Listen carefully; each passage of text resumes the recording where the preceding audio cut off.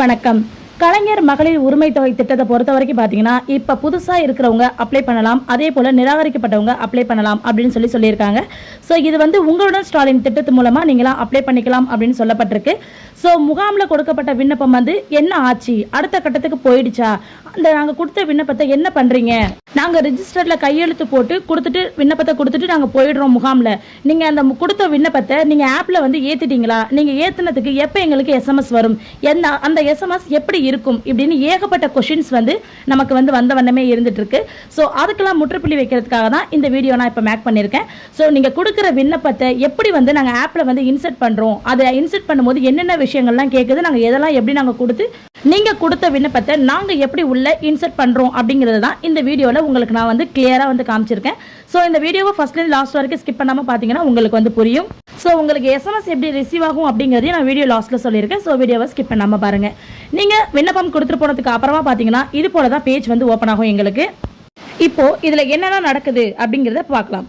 இப்போ பார்த்தீங்கன்னா இது வந்து நாங்கள் ஒர்க் பண்ணுற சென்டரில் எங்களுக்கு கொடுத்துருக்கக்கூடிய ஆப்போடைய டீட்டெயில்ஸ் தான் இது.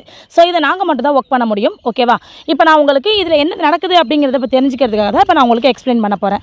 ஃபஸ்ட்டு பார்த்தீங்கன்னா மையத்தை தேர்ந்தெடுக்கும் அப்படிங்கிற இடத்துல நாங்கள் என்ன பண்ணுவோம்னா, எந்த மையத்தில் நீங்கள் வந்து ஃபார்ம் வந்து கொடுக்குறீங்களோ அந்த மையத்தை நாங்கள் இந்த இடத்துல சூஸ் பண்ணி நாங்கள் ஃபர்ஸ்ட் ஆஃப் ஆல் கொடுப்போம். கீழே எங்களுக்கு மையத்தை தேர்ந்தெடுக்கும் அப்படின்னு சொல்லி காட்டுவாங்க. இது வரைக்கும் பார்த்தீங்கன்னா நான் சமர்ப்பித்த இது வரைக்கும் நான் என்ட்ரு பண்ண மொத்த ஃபார்மோட எண்ணிக்கை எவ்வளோனா 239 ஃபார்ம் வந்து நான் இது வரைக்கும் வந்து என்ட்ரு பண்ணியிருக்கேன். அதோடைய கவுண்டிங் வந்து இந்த இடத்துல வந்து கொடுத்துருப்பாங்க. நெக்ஸ்ட் பார்த்தீங்கன்னா குடும்ப விவரங்கள்னு கொடுத்துருப்பாங்க. நீங்கள் ஃபார்மில் வந்து எழுதிருப்பீங்க இல்லையா, ஃபஸ்ட் என்ன பண்ணியிருப்பீங்க, உங்களுடைய ஆதார் நம்பர் கொடுத்துருப்பீங்க இல்லையா, அந்த ஆதார் நம்பரை இந்த இடத்துல நாங்கள் கரெக்டாக வந்து ஃபஸ்ட் வந்து நாங்கள் வந்து டைப் பண்ணுவோம். நெக்ஸ்ட் பார்த்தீங்கன்னா விண்ணப்பதாரருடைய பெயர், உங்களுடைய பெயர் என்ன, குடும்ப தலைவியோடைய பெயர் வந்து இந்த இடத்துல நாங்கள் வந்து ஃபில்அப் பண்ணுவோம். நெக்ஸ்ட் பார்த்தீங்கன்னா குடும்ப அட்டை எண், உங்களுடைய குடும்ப அட்டை எண்ணை வந்து இந்த இடத்துல நாங்கள் வந்து கரெக்டாக ஃபில் பண்ணுவோம். அதே போல் திருமண நிலை இருக்கு இல்லையா, ஸோ அந்த இடத்துல நீங்கள் திருமணமானவரா, திருமணமாகாதவரா, அல்லது விவாகரத்தானவரா, கைவிடப்பட்டவரா, அல்லது கைம்பெண்ணா அப்படிங்கிறதுக்கான அந்த செலெக்ஷனை வந்து என்னவோ அதை நாங்கள் வந்து சூஸ் பண்ணி கொடுப்போம். நீங்கள் ஃபார்மில் என்ன போட்டிருக்கீங்களோ அதை நாங்கள் கொடுப்போம். நெக்ஸ்ட் பார்த்தீங்கன்னா மொபைல் நம்பர். ஸோ இந்த மொபைல் நம்பர் தான் ரொம்ப வந்து முக்கியம். நீங்கள் கரண்டில் இருக்கக்கூடிய உங்களுடைய மொபைல் நம்பர் தான் நீங்கள் வந்து கொடுக்கணும். ஏன்னு கேட்டிங்கன்னா அந்த மொபைல் நம்பருக்கு தான் பார்த்தீங்கன்னா உங்களுக்கு வந்து மெசேஜ் வந்து ரிசீவ் ஆகும். ஸோ அதனால் அந்த மொபைல் நம்பர் நீங்கள் வந்து கொடுக்குற மாதிரி இருக்கும். நெக்ஸ்ட் பார்த்தீங்கன்னா முகவரி, நீங்கள் என்ன டிஸ்ட்ரிக்ட் அப்படிங்கிறத நாங்கள் சூஸ் பண்ணோம்னா நீங்கள் என்ன டிஸ்ட்ரிக்கோ அந்த டிஸ்ட்ரிக்டை நாங்கள் வந்து கொடுத்துட்டோம் அப்படின்னா நெக்ஸ்ட் வந்து தாலுக்கா கேட்பாங்க. அந்த தாலுக்காவில் நீங்கள் என்ன தாலுக்காவோ அதே தாலுக்காவை நாங்கள் கொடுத்தோம்னா அது அப்படியே வந்து ஓகே ஆகிடும். இதுவுமே நீங்கள் ஃபார்மில் என்ன எழுதிருக்கீங்களோ அதை தான் இங்கே வந்து இன்சர்ட் பண்ணுவாங்க உள்ளார. நெக்ஸ்ட் வந்து மின்சார பயன்பாடு, அதில் வந்து நீங்கள் இப்போது என்ன வீட்டில் வசிக்கிறீங்க, சொந்த வீடாக வாடகை வீடாக அந்த ஃபார்ம்லையுமே கேட்டிருப்பாங்க. அங்கே நீங்கள் என்ன சூஸ் பண்ணுறீங்களோ அதை இந்த இடத்துல நாங்கள் கொடுக்குற மாதிரி இருக்கும். அதே போல் உங்களுடைய தற்போதைய மின் இணைப்பு எண் என்னவோ அதை நாங்கள் வந்து இந்த இடத்துல வந்து கரெக்டாக வந்து டைப் பண்ணணும். ஸோ நீங்கள் மின் இணைப்பு எண் கொடுக்கும் பொழுது பார்த்தீங்கன்னா உங்ககிட்ட இருக்குது அப்படின்னா வந்து கொடுங்க. சப்போஸ் நீங்கள் வாடகை வீட்டில் இருக்கீங்க, உங்ககிட்ட சப்மீட்டர் இருக்குது அப்படின்னா நீங்கள் வந்து மின் இணைப்பு எண் வந்து கொடுக்கணும் அப்படிங்கிறது அவசியம் இல்லை. அந்த இடத்த நீங்கள் வந்து பிளாங்காக வந்து விட்டுறலாம். சப்போஸ் இருக்குது அப்படின்னா கார்டில் 06 அப்படின்னு சொல்லி ஸ்டார்ட் பண்ணியிருப்பாங்க. அதாவது இப்போ வந்து நான் வந்து மயிலாடுதுறை மாவட்டம் அப்படிங்கிறதுனால எங்களுக்கு வந்து திருச்சி மண்டலம் வரும், அதாவது சப்ஸ்டியூட் வந்து திருச்சி மண்டலம் வரும். ஸோ அதனால் எங்களுக்கு 06 அப்படின்னு சொல்லி ஸ்டார்ட் ஆகும். 06ன்னு இருக்கும். அதுக்கப்புறம் ஒரு சின்ன பக்கத்தில் ஒரு 3 நம்பர் கொடுத்துருப்பாங்க. அதுக்கப்புறம் ஒரு 3 நம்பர் கொடுத்துருப்பாங்க. அதுக்கப்புறம் லாஸ்ட்டில் பார்த்தீங்கன்னா உங்களுடைய அந்த மீட்டர் பாக்ஸ் நம்பர் கொடுத்துருப்பாங்க. நீங்கள் ஃபார்மில் எழுதும் போது என்ன பண்ணிடுறீங்க, அந்த லாஸ்ட்டில் இருக்கக்கூடிய 4 நம்பர் 3 நம்பர், அதாவது நீங்கள் கரண்ட் பில் ஆஃபீஸில் போய்ட்டு நீங்கள் எப்படி வந்து இபி ஆஃபீஸில் கட்டுறீங்களோ அந்த நம்பரை மட்டும் நீங்கள் அந்த ஃபார்மில் எழுதாதீங்க. நீங்கள் எழுதும் போது உங்களுடைய மொத்த நம்பருமே, உங்கள் கார்டில் இருக்கக்கூடிய மொத்த நம்பருமே இந்த இடத்துல நீங்கள் வந்து கரெக்டாக வந்து எழுதி கொடுங்க. எழுதி கொடுக்குற பர்சனாக இருக்கீங்க அப்படின்னா நீங்கள் கரெக்டாக ஃபுல் நம்பருமே வந்து எழுதி கொடுங்க. ஓகேவா? நெக்ஸ்ட் பார்த்தீங்கன்னா வங்கி கணக்கு விவரம். இந்த இடத்துல பார்த்தீங்கன்னா ஃபஸ்ட்டு வந்து நீங்கள் என்ன பேங்கோ அந்த பேங்கை வந்து இங்கே நாங்கள் வந்து சூஸ் பண்ணுற மாதிரி ஆப்ஷன் வந்து கொடுத்துருப்பாங்க. அடுத்து வந்து உங்கள் பேங்கோடைய பிரான்ச்சும் கொடுக்கலாம். இந்த இடத்துல பார்த்தீங்கன்னா ஐஎஃப்எஸ்சி கோடும் கொடுக்கலாம். ஸோ ரெண்டையுமே நாங்கள் கொடுத்து இந்த இடத்துல நாங்கள் சர்ச் பண்ணி போடுவோம். அதுக்கு நீங்கள் கரெக்டான உங்களுடைய ஐஎஃப்எஸ்சி கோடையும் உங்களுடைய வங்கியுடைய பெயரையும் நீங்கள் வந்து கொடுக்கணும். வங்கியின் பெயர் அப்படிங்கிற இடத்துல பார்த்தீங்கன்னா இது வரைக்கும் வந்த ஃபார்மில் இருந்த ஒரு சில கரெக்ஷன் என்னென்னா, வங்கியுடைய பெயர்னா நீங்கள் என்ன எழுதுனா ஸ்டேட் பேங்க் ஆஃப் இந்தியாவா அல்லது வந்து கனரா பேங்கா, அது இல்லைனா வந்து வேறு ஏதாவது டிஎம்பி பேங்கா, என்ன பேங்கோ அந்த பேங்குடைய நேமை தான் நீங்கள் இந்த இடத்துல எழுதணும். வங்கியின் பெயர் அப்படிங்கும்போது என்ன பண்ணிடுறாங்கன்னா பயனாளிகள் ஒவ்வொருத்தவங்களும் அவங்களுடைய பெயரை எழுதிடுறாங்க. அதாவது பேங்க் பாஸ்புக்கில் அவங்க பேர் எப்படி இருக்கோ அதை வந்து கரெக்டாக இனிஷியல் போட்டு எழுதிடுறாங்க. அது மாதிரி எழுதக்கூடாது. வங்கியின் பெயர் அப்படிங்கிறது உங்கள் பேங்குடைய பெயரை தான் நீங்கள் இந்த இடத்துல வந்து எழுதணும். ஓகேவா? நெக்ஸ்ட் வந்து உங்கள் பேங்க் அக்கௌண்ட் நம்பரை இந்த இடத்துல நாங்கள் கரெக்டாக வந்து 1க்கு 2 டைம் வந்து நாங்கள் வெரிஃபை பண்ணி இந்த இடத்துல நாங்கள் வந்து அப்டேட் பண்ணுவோம். அதுக்கு கீழே பார்த்தீங்கன்னா ஆதார் இணைக்கப்பட்ட வங்கி கணக்கில் வரவு வைக்க உங்களுக்கு வந்து சம்மந்தமானு கேட்டிருப்பாங்க.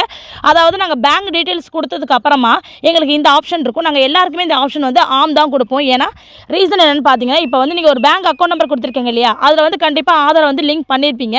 சப்போஸ் அதில் நீங்கள் ஆதார் லிங்க் பண்ணலை அப்படிங்கிற பட்சத்தில் நீங்கள் என்ன பண்ணியிருக்கலாம்னா, ஆல்ரெடி வேறு ஒரு அக்கௌண்ட் ஓப்பன் பண்ணும்போது அதில் வந்து லாஸ்ட் டைம் ஆதார் வந்து லிங்க் ஆகிருக்கும். ஸோ எனி ஒன் உங்கள் அக்கௌண்ட் இல்லாமல் வேறு யாருக்கும் அமௌண்ட் போகாமல் இருக்கணுங்கிறதுக்காகவே கவர்மெண்ட் சைட்லேருந்து இந்த ஒரு ஆப்ஷன் நீங்கள் வந்து வச்சுருக்காங்க. ஸோ ஆதார் இணைக்கப்பட்ட உங்களுடைய வங்கி கணக்கில் பணம் வரவு வைக்கப்படும் அப்படிங்கிறதுக்காக தான் இந்த ஆப்ஷன் வச்சுருக்காங்க. ஸோ இது நாங்கள் எல்லாருக்குமே ஆம் கொடுத்துருவோம். நெக்ஸ்ட் பார்த்தீங்கன்னா, உங்கள் குடும்ப விவரங்கள் கேட்டிருப்பாங்க. நீங்கள் குடும்ப விவரங்கள்னு உங்களுக்கு வந்து அந்த ஃபார்மில் வந்து லாஸ்ட்டாக ஒரு பாக்ஸ் மாதிரி விட்டுருப்பாங்க. அந்த இடத்துல நீங்கள் என்ன பண்ணணும்னா, 18 வயசுக்கு மேலே உள்ளவங்களை மட்டும்தான் நீங்கள் அந்த ஃபார்மில் வந்து எழுதணும். சின்ன சின்ன குழந்தைங்க, 4 மாத குழந்தை, 3 மாத குழந்தைன்னா அதை போட்டு மென்ஷன் பண்ணியே எழுதுறீங்க. ஸோ அது மாதிரி எழுதக்கூடாது. 18 வயசுக்கு மேலே இருக்கக்கூடிய குழந்தைகளுடைய பெயரை மட்டும்தான் இந்த இடத்துல நீங்கள் எழுதணும். அப்படி எழுதும்போது பார்த்தீங்கன்னா, அந்த ஃபார்மில் ஃபஸ்ட்டு நீங்கள் எழுத வேண்டியது குடும்ப தலைவி. அதாவது இந்த ஃபார்ம் வந்து யார் பேரில் நீங்கள் ரைஸ் பண்ணுறீங்களோ அந்த குடும்ப தலைவியுடைய பேரை ஃபஸ்ட்டு எழுதி அவங்களுடைய வயசு போட்டுட்டு, அவங்க வந்து வேலையில் இருக்காங்களா, இல்லை வேலையில் இல்லையா, வீட்டில் இருக்காங்களா அப்படிங்கிறத மென்ஷன் பண்ணிவிட்டு நீங்கள் வந்து ஒரு ஹைபன் போட்டு விட்டுற வேண்டியதாக. சப்போஸ் யார் ஒர்க் பண்ணுறாங்களோ அவங்களுக்கு தினசரி ஊதியமோ இல்லை விவசாய தொழிலாளரோ ஏதோ ஒன்று போட்டுட்டு அவங்களுடைய மாத வருமானம் என்ன அப்படிங்கிறத நீங்கள் மென்ஷன் பண்ணி நீங்கள் வந்து கொடுக்கணும். ஓகேவா? இது நாங்கள் இந்த இடத்துல நாங்கள் ஃபுல்லாக வந்து என்ட்ரு பண்ணுற மாதிரி இருக்கும். நீங்கள் ஏஜ் போடாமல் விட்டுட்டீங்க அப்படிங்கிற பட்சத்தில் உங்களோட ஆதார் கார்டை பார்த்து அதில் ஏஜ் பார்த்து எழுதுறது அது ஒரு வேலையாக போயிடுது. ஸோ அதனால் நீங்கள் கொடுக்கும்போதே குடும்ப உறுப்பினருடைய பெயர், அவங்களுடைய வயது, அவங்க என்ன தொழில் பண்ணுறாங்க, இல்லை சும்மா இருக்காங்களா அப்படிங்கிறதையும் மென்ஷன் பண்ணிவிட்டு அவங்களுடைய மாத வருமானம் என்ன அப்படிங்கிறத நீங்கள் மென்ஷன் பண்ணி இந்த இடத்துல கொடுக்கணும். அதுக்கப்புறம் ஒன்று கேட்டிருப்பாங்க, வருமான வரி செலுத்துபவரான்னு கேட்டிருப்பாங்க. அந்த இடத்துல கட்டுறவங்களாக இருந்தால் ஆம், இல்லைனா இல்லை அப்படிங்கிறத நீங்கள் வந்து கொடுத்துடணும். நாங்கள் என்ன பண்ணுவோம்னா, ஃபஸ்ட்டு ஒரு நபருக்கு இது மாதிரி நாங்கள் வந்து அப்ளை பண்ணிவிட்டு next add more one data அப்படின்னு கொடுக்கும்போது எங்களுக்கு அடுத்த உறுப்பினர் வந்து இது மாதிரி ஓப்பன் ஆவாங்க. குடும்பத்தில் மொத்தம் 18 வயசுக்கு மேலே 10 பேர் இருக்காங்கன்னா 10 பேரையும் நீங்கள் எழுதணும், 10 பேரையுமே நாங்களும் உள்ளே ஏற்றணும். ஸோ அதுதான் வந்து இங்கே எங்களுக்கு கொடுத்துருக்கிற சப்ஸ்டியூட். ஓகேவா? நெக்ஸ்ட் பார்த்தீங்கன்னா, மொத்த குடும்பத்தின் வருமானம் அப்படிங்கிற இடத்துல உங்கள் குடும்பத்தில் யார் யார் ஒர்க் பண்ணுறாங்களோ அதை நாங்கள் அமௌண்ட் இந்த இடத்துல நாங்கள் போடுறோம் இல்லையா, மாத வருமானம் அப்படிங்கிற இடத்துல நாங்கள் இங்கே இந்த இடத்துல ஒரு எக்ஸாம்பிளுக்கு ஏதோ ஒரு அமௌண்ட் போடுறோன்னு வச்சுக்கோங்களேன். அங்கே போட்டோம்னா உடனே இங்கே ஆட்டோமேட்டிக்காக மொத்த மாத வருமானம் அப்படிங்கிற இடத்துல ஆட்டோமேட்டிக்காகவே டோட்டலாக வந்து சப்ஸ்டியூஷன் ஆகிடும். ஸோ அதனால் அந்த இடத்துல நாங்கள் அப்படியே விட்டுருவோம். நெக்ஸ்ட் வந்து சொத்து விவரங்கள். உங்களுக்கு சொந்த வீடு இருக்கா இல்லையான்னு வந்து ஃபஸ்ட்டே ஒரு ஆப்ஷன் வந்து கேட்டிருப்பாங்க. இருக்குன்னா ஆம் கொடுங்க. நெக்ஸ்ட் வந்து அந்த வீடு வந்து அரசு திட்டத்தின் கீழ் தான் நீங்கள் வந்து நிதியுதவி பெற்று கட்டிருக்கீங்களா அப்படிங்கிற மாதிரி ஒரு ஆப்ஷன் கேட்டிருப்பாங்க. அதுவும் ஆம்னா ஆம் கொடுங்க, இல்லைன்னா இல்லை கொடுத்துருங்க. இது வந்து பார்த்தீங்கன்னா உங்கள் ஃபார்முக்கு பேக் சைடில் இருக்கும் இந்த ஆப்ஷன். இந்த ஆப்ஷன் பல பேர் வந்து விட்டுறாங்க. ஃபார்முடைய பின்பக்கமே பார்க்கறது இல்லை. ஃபார்முடைய பின்பக்கத்தில் இந்த மாதிரியான ஆப்ஷன் இருக்கிறது பார்க்குறதே இல்லை. அதே போல் குடும்ப உறுப்பினர்களுக்கு சொந்த நிலம் இருக்கா அப்படின்னு சொல்லி கேட்டிருப்பாங்க. ஆம்னா ஆம் கொடுங்க. அதே போல் இப்போ கவர்மெண்ட்டில் என்ன சொல்லியிருக்காங்க, குடும்ப உறுப்பினர் அனைவரையும் சேர்த்து உங்கள் குடும்பத்தில் 10 பேர் இருக்காங்கன்னா 10 பேர் பேர்லேயுமே 5 ஏக்கருக்கு மேலே நஞ்சை நிலமோ அல்லது 10 ஏக்கருக்கு மேலே புஞ்சை நிலமோ இருக்குதா அப்படின்னு சொல்லி கேட்டிருப்பாங்க. அப்படி இருந்துச்சுன்னா ஆம் கொடுங்க, இல்லைன்னா இல்லைன்னு கொடுங்க. ஓகேவா? நெக்ஸ்ட் வாகன விவரங்கள்னு ஒரு ஆப்ஷன் இருக்கும். அங்கே பார்த்தீங்கன்னா குடும்ப உறுப்பினர்கள் யாரிடமாவது காரு, ஜீப்பு அப்படிங்கிற 4 சக்கர மோட்டார் வாகனம் ஏதாச்சும் இருக்கா, அல்லது கனரக வாகனம் ஏதாவது இருக்கான்னு சொல்லி கேட்டிருப்பாங்க. இருந்துச்சுன்னா ஆம், இல்லைனா இல்லைன்னு கொடுத்துருங்க. அப்படி ஆம் எனில் அந்த வாகனம் வந்து அரசு திட்ட மானியத்தின் மூலம் தான் பெறப்பட்டதான்னு கேட்டிருப்பாங்க. ஸோ அந்த ஆப்ஷனுக்கும் உங்களுடைய பதில் என்னவோ அதை நீங்கள் வந்து கரெக்டாக வந்து கொடுத்துருங்க. கீழே உறுதிமொழின்னு ஒன்று கொடுத்துருப்பாங்க. இந்த இடத்துல நாங்கள் என்ன பண்ணுவோன்னா, இது நம்ம எல்லாமே மேலே வந்து நாங்கள் வந்து கரெக்டாக வந்து கொடுத்துட்டோம். சரி, மேலே நாங்கள் கொடுத்த அத்தனை டீட்டெயிலும் நீங்கள் ஃபார்மில் என்ன கொடுத்துருக்கீங்களோ சேம் அதையே தான் நாங்கள் இங்கே உள்ளே வந்து கொடுப்போம். நாங்களாக எதுவுமே திருத்தம் பண்ணி இங்கே கொடுக்கறது கிடையாது. ஃபார்மில் நீங்கள் என்ன எழுதி கொண்டு வரீங்களோ அதே தான் இங்கே உள்ளே வந்து நாங்கள் வந்து இன்சர்ட் பண்ணுவோம். ஓகேவா? ஸோ இதெல்லாம் பார்த்தீங்கன்னா உங்களுடைய உறுதிமொழியின் பேக் சைடில் இருக்கும். அதுக்கெல்லாம் ஒத்துக்கிட்டு அதுக்கு கீழே நீங்கள் வந்து கையெழுத்து போட்டு எங்ககிட்ட ஃபார்ம் கொடுத்துருப்பீங்க. நீங்கள் கையெழுத்துக்கு போட்டதுக்கு பதிலாக நாங்கள் என்ன பண்ணுவோம்னா, அனைத்தையும் தேர்வு செய்யணும்னு ஒரு ஆப்ஷன் இருக்கும்.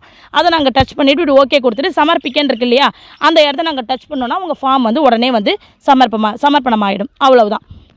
இவ்வளோதான் ஃப்ரெண்ட்ஸ் இதில் நடக்க போகிற விஷயம். ஸோ இந்த இடத்துல என்னென்ன கேட்டிருக்காங்கன்னு பார்த்தீங்கன்னா, கலைஞர் மகளிர் உரிமை தொகை திட்டத்தில் பயன்பெற எனது ஆதார் எண், பயோமெட்ரிக் அல்லது ஒருமுறை கடவுச்சொல், அதாவது ஓடிபின்னு சொல்கிறாங்க இல்லையா, அந்த தரவு ஆதார் அடிப்படையிலான சரிபார்ப்புக்கான வழங்க நான் இதன் மூலம் ஒப்புக்கொள்கிறேன் அப்படின்னு சொல்லிட்டு அந்த ஃபார்முக்கு பின்னாலேயும் கொடுத்துருப்பாங்க. ஸோ அதை தான் இங்கேயும் கொடுத்துருக்காங்க. அதை நம்ம டிக் பண்ணிக்கிறோம். நெக்ஸ்ட் பார்த்தீங்கன்னா, எனது குடும்பத்தின் ஆண்டு வருமானம் 2 லட்சம் ரூபாய்க்கு அதாவது 2 லட்சம் ரூபாய்க்கு மேல் இல்லை அப்படின்னு ஒரு ஆப்ஷன் இருக்குது. ஸோ அதுக்கும் நாங்கள் டிக் பண்ணிக்கிறோம். எனது குடும்பத்தில் 2 லட்சம் ரூபாய்க்கு வந்து மேல் ஆண்டு வருமானம் ஈட்டி வருமான வரி கணக்கல் தாக்கல் செய்பவர்கள், வருமான வரி செலுத்துபவர்கள், தொழில் வரி செலுத்துபவர்கள், அதே போல் 50 லட்சத்துக்கு மேல் வந்து விற்பனை செஞ்சு ஆனுவல் டேர்ன் ஓவர் இருக்கு இல்லையா, அது இது பண்ணிவிட்டு ஜிஎஸ்டி செலுத்தும் தொழில் நிறுவன உரிமையாளர்கள் அப்படின்னு சொல்லிட்டு யாருமே இல்லை அப்படிங்கிற பாக்ஸையும் நாங்கள் வந்து டிக் பண்ணிப்போம். நெக்ஸ்ட், எனது குடும்பத்தில் மாநில ஒன்றிய அரசு ஊழியர்களோ பொதுத்துறை நிறுவன ஊழியர்களோ வங்கி வங்கியின் ஊழியர்களோ வாரியங்களில் ஒர்க் பண்ணுறவங்களோ அல்லது வந்து ஊராட்சி அமைப்புகளில் ஒர்க் பண்ணுறவங்களோ கூட்டுறவு அமைப்புகளின் ஊழியர்களோ அல்லது வந்து ஓய்வூதியதாரர்களோ யாருமே இல்லை அப்படிங்கிற ஒரு ஆப்ஷன் இருக்கும். ஸோ அதுக்கு நாங்கள் என்ன பண்ணிடுறோம்னு பார்த்தீங்கன்னா டிக் பண்ணிக்கிறோம். நெக்ஸ்ட் பார்த்தீங்கன்னா எனது குடும்பத்தில் தேர்ந்தெடுக்கப்பட்ட மக்கள் பிரதிநிதி, அதாவது ஊராட்சி மன்ற உறுப்பினர்கள் இருக்காங்களா, அவங்க யாரும் இல்லை அப்படிங்கிற ஒரு ஆப்ஷன் இருக்கும். அதுக்கு டிக் பண்ணிப்போம்.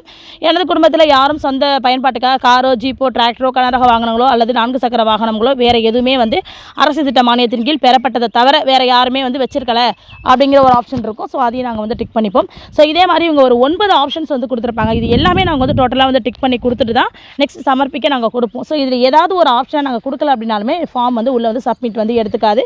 ஸோ ஏன்னா அவங்க கேட்குறது என்னவோ அது வந்து கரெக்டாக இருந்தால் மட்டும்தான் தகுதியுள்ள பயனாளியாக இருக்கிறாங்க அப்படிங்கும்போது தான் அது வந்து உள்ளே வந்து அக்செப்ட் ஆகிருக்கும்.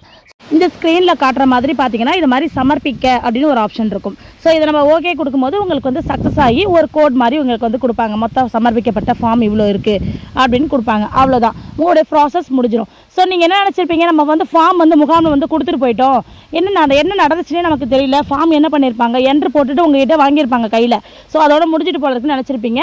அதுக்கப்புறம் பார்த்தீங்கன்னா உங்கள் ஃபார்மை என்ட்ரு பண்ணி இவ்வளோ ப்ராசஸ் இருக்குது, இதெல்லாம் கம்ப்ளீட் பண்ணும்போது தான் என்ன ஆகும்னு பார்த்தீங்கன்னா உங்களுக்கு எஸ்எம்எஸ் வரும். ஸோ அந்த எஸ்எம்எஸ் எப்போ வரும், எப்படி வரும்னு கேட்டிங்கன்னா, நீங்கள் கொடுத்துட்டு போன ஃபார்மை நாங்கள் மொபைலில் இது போல் என்ட்ரு பண்ணதுக்கு அப்புறமா பார்த்தீங்கன்னா உங்கள் எஸ்எம்எஸ்க்கு, அதாவது நீங்கள் என்ன மொபைல் நம்பர் கொடுத்துட்டு போனீங்களோ அந்த மொபைல் நம்பருக்கு பர்டிகுலராக பார்த்தீங்கன்னா டிஎன் கவர்மெண்ட் அப்படின்னு போட்டு உங்களுக்கு வந்து எஸ்எம்எஸ் வரும்.